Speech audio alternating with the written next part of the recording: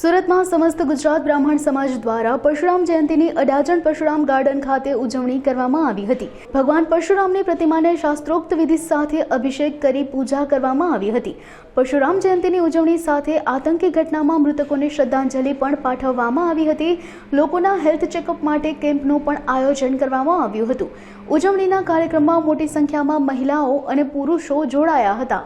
આજે જ્યાં જ્યાં परशुरामનો जन्म दिवस उजवाय छे ત્યાં ત્યાં અમે તન મન અને ધનથી ઉપસ્થિત છીએ જ, પરંતુ અત્યારે સુરત ખાતે આવેલા પરશુરામ ગાર્ડનમાં એટલા માટે છીએ કે અહીંથી અમારે સમગ્ર સમાજને, દેશને, વિશ્વને એવો એક સંદેશો આપવો છે કે અમારામાં એવું પરશુરામત્વ જાગૃત કરે કે જે 22મીની ઘટનાને ભૂલાવી દે, વિશ્વમાંથી જે આતંક જે છે છવાયેલો એનો નાશ કરવાની સંપૂર્ણ શક્તિ અમારામાં જાગૃત કરે।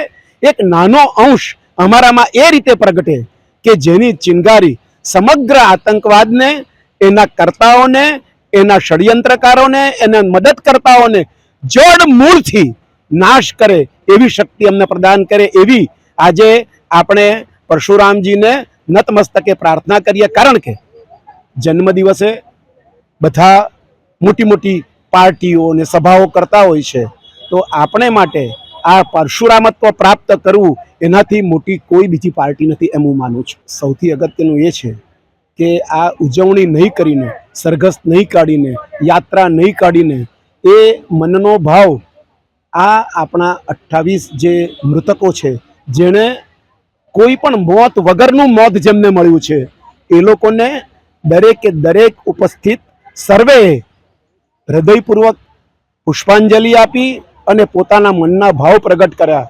હું એવું માનું છું કે કદાચ આજ આપણી અંદર પ્રગટેલા આ પરશુરામત્વની શરૂઆત છે।